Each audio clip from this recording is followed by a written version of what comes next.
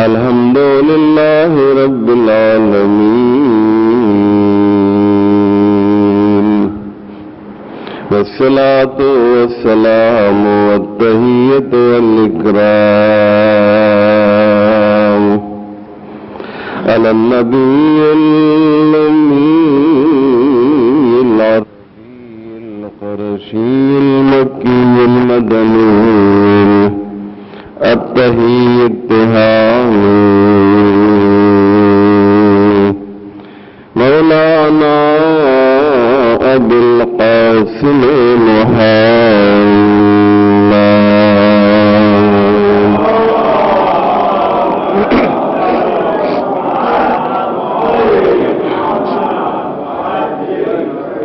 وآله الطيبين الطاهرين المعصومين المظلومين المنتخبين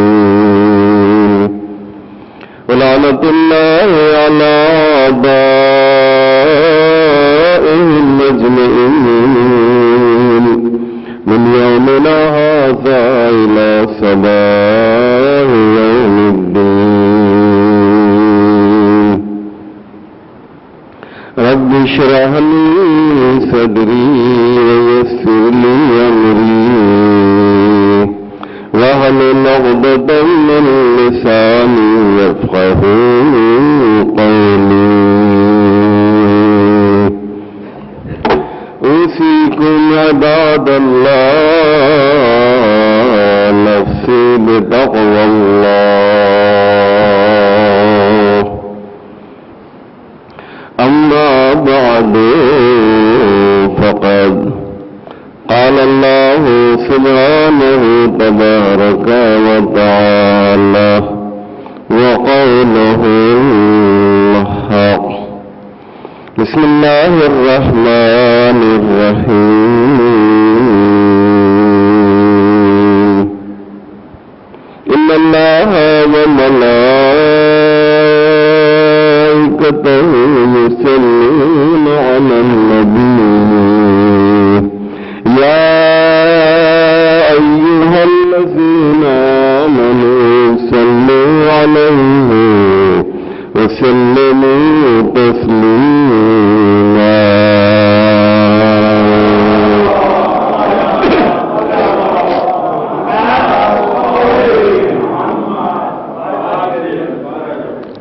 مومنین کرام،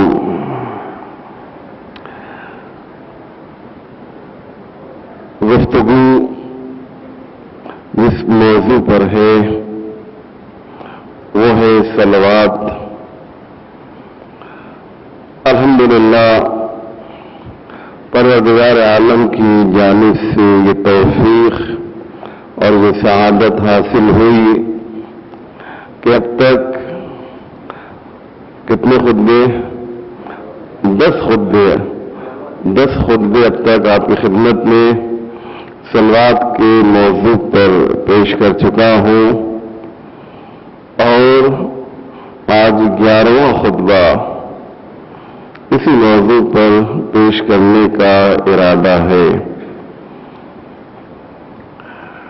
صلوات کے لیے سب سے اہم اور سب سے مشہور جو قرآن کی آیت ہے، شاید ہی کوئی نمازی ہو جسے یہ آیت یاد نہ ہو. بے شک اللہ ان اللہ و ملائکتہ، بے شک اللہ اور اس کے ملائکہ صلوات بھیجتے ہیں نبی پر. تو اے ایمان لانے والو، تم کیوں پیچھے ہو؟ تم اس امر خیر میں کیوں نہیں شریک ہو جاتے کہ جس میں ملائکہ اور خدا شریک ہیں؟ تم بھی صلوات بھیجو اور تم بھی سلام کرو. یہ اس کا مفہوم ہے جو میں نے آپ کی خدمت میں عرض کیا ہے.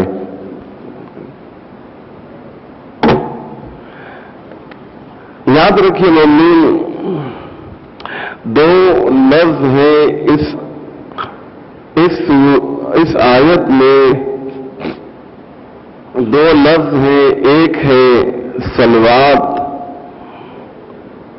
اور ایک ہے تسلیم۔ صلو علیہ وسلموا۔ اگر آپ کو یاد ہوگا تو میں نے پہلے عرض کیا تھا کہ اگر صلوات اللہ کی جانب سے ہے، یعنی اللہ جب صلوات بھیج رہا ہے اہل بیت پر، تو اس سے مراد کیا ہے؟ نزول رحمت ہے۔ پروردگار صلوات بھیج رہا ہے یعنی رحمت نازل کر رہا ہے۔ اور جب غیر خدا صلوات بھیجتے ہیں، غیر اللہ، تو اس سے مراد ہے طلب رحمت، رحمت کا طلب کرنا۔ علیکم السلام۔ تو یہ ذہن میں رکھیے گا کہ اللہ کی جانب سے صلوات ہے تو اس سے مراد ہے نزول رحمت، رحمت کا نازل کرنا، اور غیر اللہ فرشتے اور باقی مومنین کی جانب سے تو طلب رحمت۔ لیکن صلو علیہ وسلموا، ایک صلو ہے اور ایک سلموا ہے، توجہ کیجیے گا۔ یہ سلموا کا مطلب کیا ہے؟ صلوات بھیجو، یعنی صلوات اور تسلیم۔ ایک شخص آتا ہے حضرت امام جعفر صادق علیہ السلام کے پاس،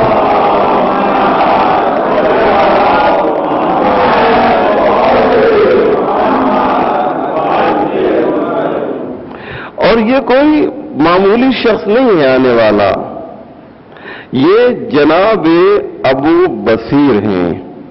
آپ جانتے ہیں ابو بصیر ایک بہت معتبر صحابی ہیں۔ حضرت ابو بصیر آتے ہیں، کہتے ہیں مولا، توجہ کیجیے عزیزو، کہ وَمَعْنَ الصَّلَاةِ فَهِمْنَا، صلوات جو قرآن کہہ رہا ہے صلو علیہ، یہ تو ہم نے سمجھ لیا کہ اس کا مطلب کیا ہے، لیکن جو قرآن کی آیت کا دوسرا حصہ ہے کیا ہے؟ وَسَلِّمُوا تَسْلِيمًا۔ مولا یہ بتائیے کہ تسلیم سے مراد کیا ہے؟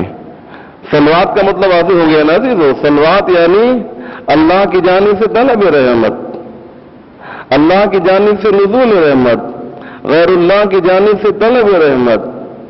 ابو بصیر پوچھتے ہیں کہ مولا یہ بتائیے کہ تسلیم کا مطلب کیا ہے؟ وسلموا تسلیما، تسلیم کا مطلب کیا ہے؟ تو امام فرماتے ہیں کہ هو التسلیم له فی الامور۔ بہت توجہ کیجیے، بہت خوبصورت بات، کتنا حسین، کتنا خوبصورت ہے یہ جواب جو مولانا دیا صلوات محمد علیہ وسلم۔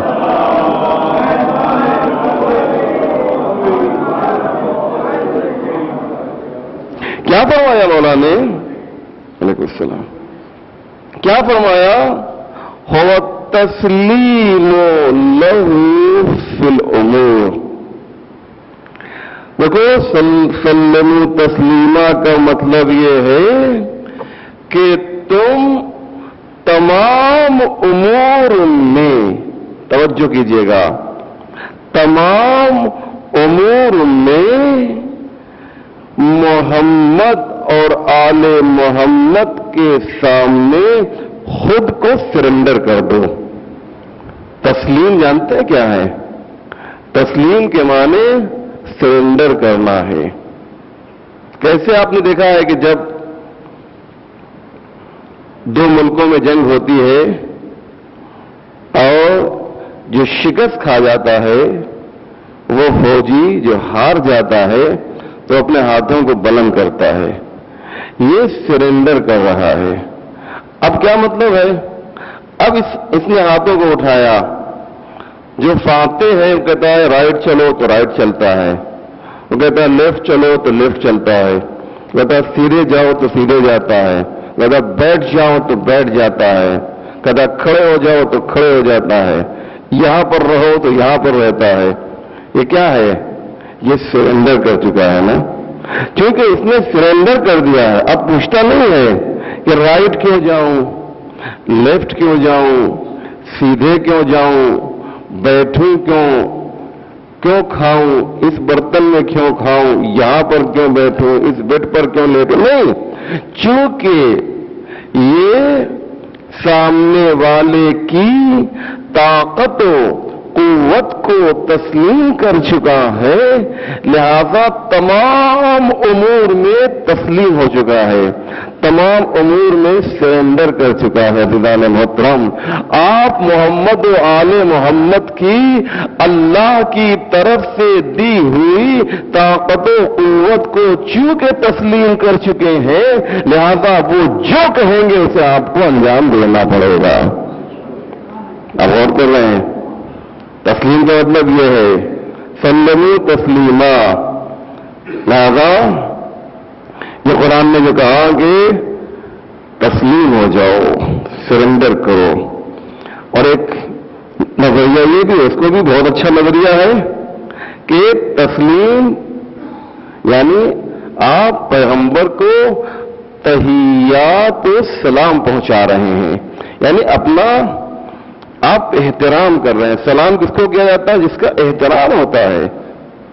لہذا آپ جو ہے پیغمبر کی خدمت میں اور اہل بیت کی خدمت میں ایک طرح سے تسلیم یعنی تحیات، یعنی مقصد کیا ہے کہ آپ یہ کہہ رہے ہیں اہل بیت علیہ السلام آپ پر سلامتی نازل ہو۔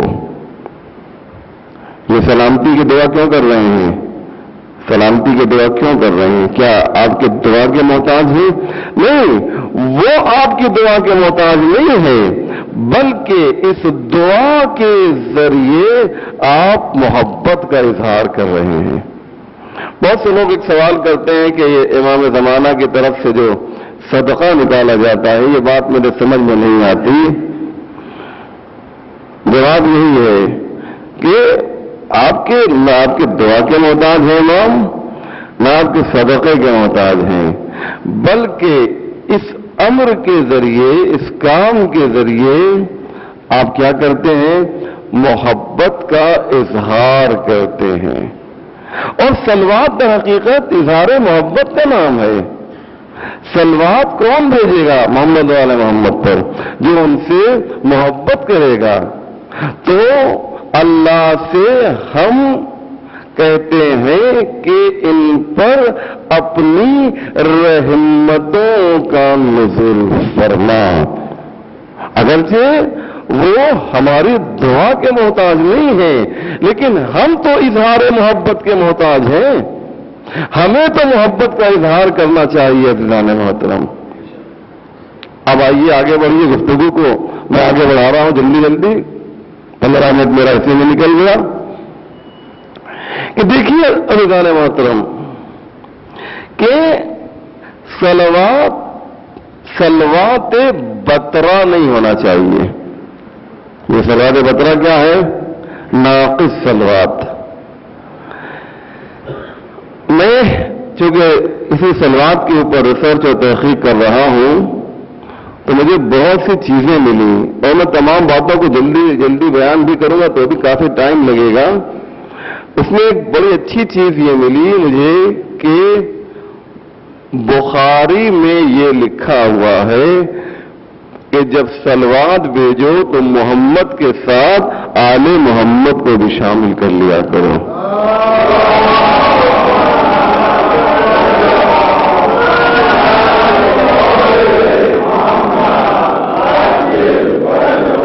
دیکھیے بخاری کے بعد جو دوسری سب سے بڑی کتاب ہے، اس کا نام جانتے ہیں؟ صحیح مسلم ہے۔ مسلم ابن احمد ابن حنبل کی لکھی ہوئی کتاب، پھر سنن ماجہ، پھر ابن داؤد، پھر نسائی، یہ 6 کتابیں ہیں۔ صحیح مسلم میں آپ سنیں گے تو تعجب کریں گے، عجیب و غریب بات ہے، اور واقعاً آپ اسے غور کیجئے اور سوچئے ذرا کہ میں کیا کہنے جا رہا ہوں۔ جو بخاری کے بعد دوسری کتاب ہے، اس کتاب میں ایک چیپٹر ہے جسے آپ عربی میں باب کہتے ہیں، اس پہ اس کی ہیڈنگ یہ ہے باب الصلاۃ علی النبی صلی اللہ علیہ وسلم۔ اب غور کیجیے میں کیا کہہ رہا ہوں، پھر میں ریپیٹ کر رہا ہوں، توجہ اگر ذرا سی بھی ہٹے گی تو بات جو ہے نکل جائے گی۔ صلوات کے موضوع پر، جس میں حدیثیں کیا لکھی گئی ہیں صحیح مسلم میں کہ جب تم صلوات بھیجو تو اس حدیث ہے، یہ پیغمبر کی حدیث ہے اسی مسلم میں جو بخاری کے بعد دوسری کتاب ہے، ایک پورا باب ہے، ایک صلوات محمد علیہ وسلم۔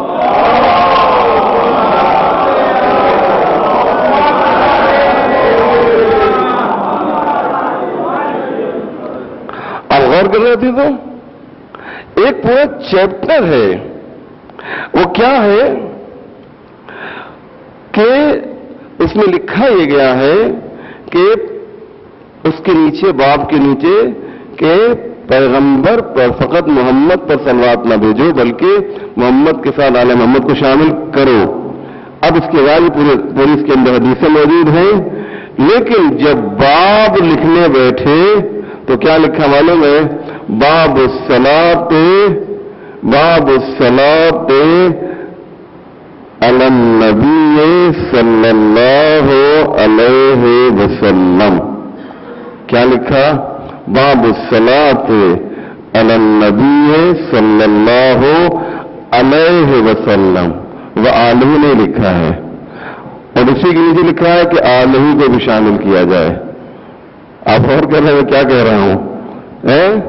اس کے نیچے جو حدیثیں لکھی گئی ہیں اس میں لکھا یہ ہے کہ آلہ کو شامل کیا جائے، لیکن جو ہیڈنگ بنائی گئی ہے اس میں لکھا گیا باب الصلاۃ علی النبی صلی اللہ علیہ وسلم۔ یاد رکھیے گا کہ جب بھی صلوات نبی پر بھیجی جائے تو ضروری یہ ہے کہ نبی کے ساتھ ساتھ آل نبی کا تذکرہ ضرور ہونا چاہیے۔ اب ہمیں گفتگو کو آگے بڑھانا ہے کہ حضرت عائشہ ام المؤمنین، ایک حدیث مجھے مل گئی، میں نے کہا لائیے آپ کی خدمت میں پیش کر دوں۔ اتنی بڑی شخصیت، اتنی مشہور و معروف شخصیت، اور مشہور کیوں ہو گئی اس لیے گھر کے باہر نکل گئی، ورنہ اتنا مشہور بھی نہ ہوتی۔ ام المؤمنین حضرت عائشہ رضی اللہ تعالی عنہا فرماتی ہیں، قالت، انہوں نے کہا، انی سمعت عن رسول اللہ، میں نے خود رسول خدا سے سنا ہے کہ انہوں نے فرمایا کہ لا یقبل صلاۃ الا بطہور وبالصلاۃ علیہ۔ کیا فرمایا پیغمبر نے؟ پیغمبر فرماتے ہیں کہ نماز قبول نہیں ہوتی ہے مگر یہ کہ تمہارا بدن طاہر ہو، پاک و پاکیزہ ہو تمہارا بدن، اور مجھ پر صلوات بھیجی جائے۔ یعنی نماز میں دو چیزیں ضروری ہیں، ایک طہارت اور دوسری صلوات۔ تو کہنے کا مقصد یہ ہے عزیزان محترم کہ یہ صلوات جو ہے ہم اور آپ اس کی قدر جانیں یا نہ جانیں، وہ لوگ جانتے ہیں کہ جو خود صلوات کا احترام نہیں کرتے۔ دلیل پیش کروں آپ کی خدمت میں، دلیل پیش کرتا ہوں۔ سنیے ایک بہت ہی اچھا واقعہ، بہت ہی مجھے تو بہت مزہ آیا، آپ کو بھی انشاءاللہ لطف آئے گا یہ واقعہ سن کر، کہ پیغمبر اسلام کی ملاقات ہوتی ہے شیطان سے۔ میں نے کہا صلوات کی عظمت کو ہم آپ سمجھیں یا نہ سمجھیں، لیکن جو ہمارا دشمن ہے وہ سمجھتا ہے۔ شیطان کو دیکھا لگا بہت پریشان نظر آ رہا ہے، موڈ خراب، آج کی زبان میں شیطان کا موڈ خراب ہے۔ پیغمبر نے کہا کہ بھائی استغفر اللہ ربی، آتے بولے بھائی تو پیغمبر نہیں کہیں گے، وہاں عورتن میں کہہ رہا ہوں کہ پیغمبر نے کہا کیا ہوا ہے تمہیں، تمہارا موڈ کیوں خراب ہے؟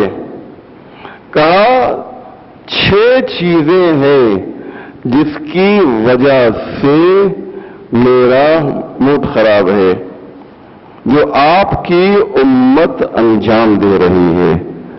6 چیزیں ایسی ہیں کہ جس کی وجہ سے میں فکر مند ہو گیا ہوں۔ تو 6 چیزیں کون سی ہیں جو انجام دے رہی ہیں؟ نمبر 1، جب ایک دوسرے سے ملتے ہیں تو سلام کرتے ہیں۔ آپ کے چاہنے والے، آپ کے کلمہ گو، یہ سلام کا رواج بڑھتا ہی جا رہا ہے۔ پیغمبر کے زمانے میں سلام کا رواج تھا، پہلے پتہ نہیں کیا تھا، کہا یہ سلام کرتے ہیں۔ اور یاد رکھیے گا مطلب سلام کی بہت زیادہ عظمت ہے، بہت اہمیت ہے۔ میں پورا خطبہ سلام پر دے چکا، مجھے ریپیٹ نہیں کرنا ہے کہ سلام اسلام نے جو معین کیا ہے اس سے بہتر کسی بھی دین اور کسی مذہب میں نہیں ہے۔ نہ نمستے، نہ نمسکار، نہ ہی good morning, good evening, good night, good afternoon وغیرہ وغیرہ، کیونکہ یہ ساری دعائیں جو ہے نا، یہ ساری گڈ نائٹ، بچہ سونے کے لیے جائے گا گڈ نائٹ۔ گڈ نائٹ کا مطلب یہ تمہاری رات ٹھیک ٹھاک گزرے، کون گزار رہا ہے اس میں اس کا بھی تذکرہ نہیں ہے۔ لیکن جب آپ نے کہا کہ سلام علیکم، تو یہاں پر ایک لفظ پوشیدہ ہے من اللہ، سلام علیکم من اللہ، اللہ کی طرف سے تم پر سلامتی نازل ہو۔ آپ غور کر رہے ہیں تو آپ نے کہا کہ آپ کی دوپہر اچھی ہو، آپ نے کہا کہ آپ کی صبح اچھی ہو، آپ نے کہا کہ آپ کی شام اچھی ہو، تو آپ نے دعا میں ایک لمٹ قائم کر دی، ایک محدودیت قائم کر دی، ایک حدود، ایک سرحد معین کر دیا آپ نے کہ بس ہم نے کہا کہ گڈ آفٹرنون، تو اس کا مطلب یہ ہے کہ اب شام کے بعد اپنے سے کوئی مطلب نہیں، اس کے بعد مرو چاہے زندہ رہو، یہی ہے نا مقصد ہوا۔ ہم نے کہا گڈ مارننگ یعنی ظہر تک ٹھیک ٹھاک رہو، اس کے بعد جو چاہو، جیسا چاہو ویسے زندگی بسر کرو۔ لیکن سلام وہ ہے، آپ نے ایک بار کہا سلام علیکم، کیونکہ اس میں لمٹ معین نہیں ہے، اس کا مطلب یہ ہے کہ جب تک زندہ رہو تم سلامت رہو،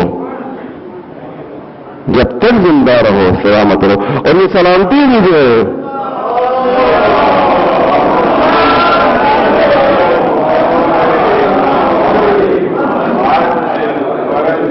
ہم لوگ اتنا زیادہ ویسٹرن کلچر کے شیدائی بن گئے ہیں کہ دیوانے ہو گئے ہیں، پاگل۔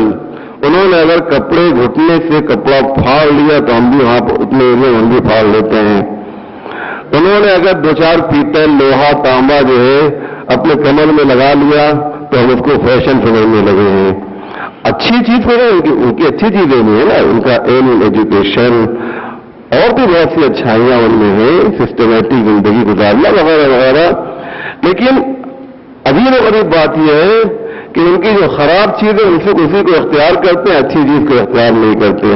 ایک چیز نکلی آتی ہے ہائی، مثال کے طور پہ ہائی اور بائی۔ اب یہ جو ہے اس میں کیا اس کا کیا معنی ہے؟ ارے اسلام نے ایک چیز معین کی ہے، کیا کہا اسلام نے؟ کیا کہا ہے؟ خدا حافظ۔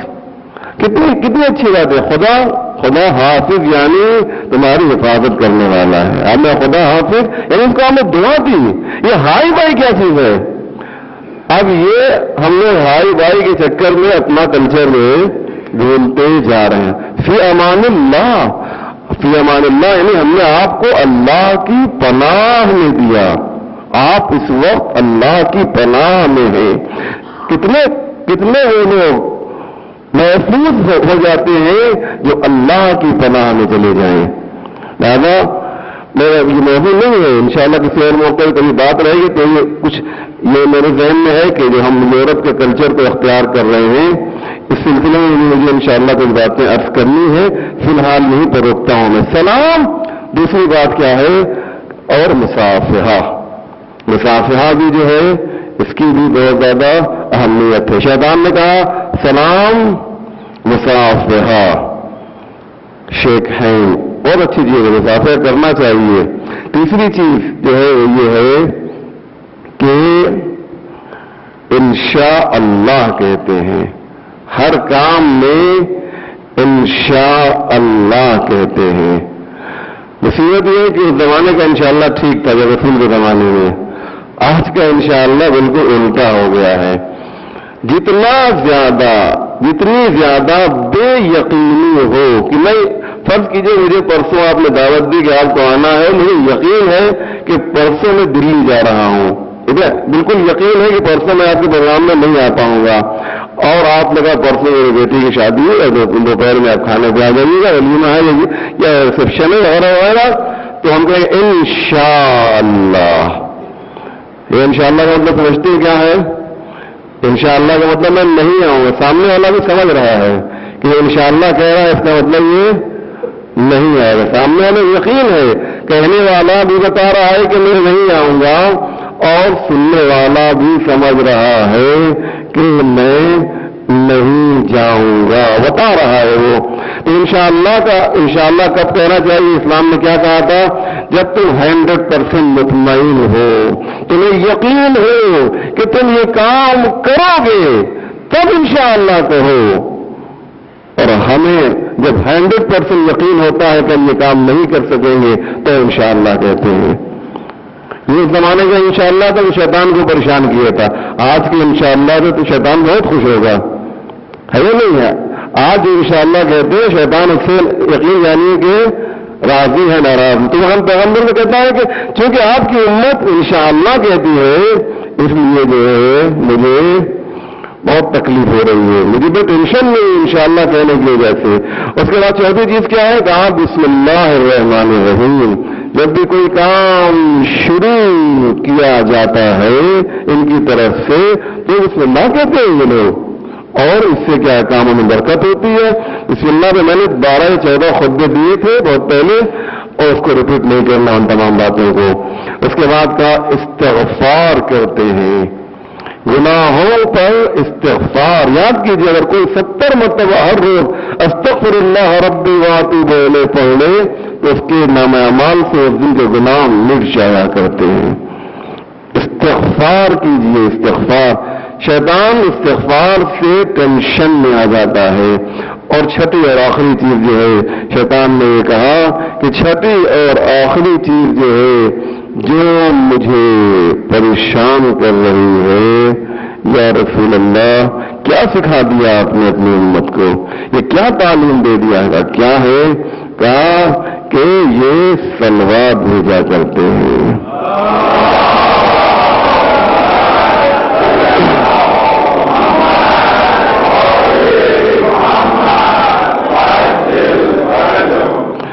لہذا محترم ہمیں اس کی اہمیت معلوم ہو یا نہ معلوم ہو، لیکن شیطان صاحب سمجھتے ہیں کہ صلوات سے کتنا فائدہ پہنچتا ہے.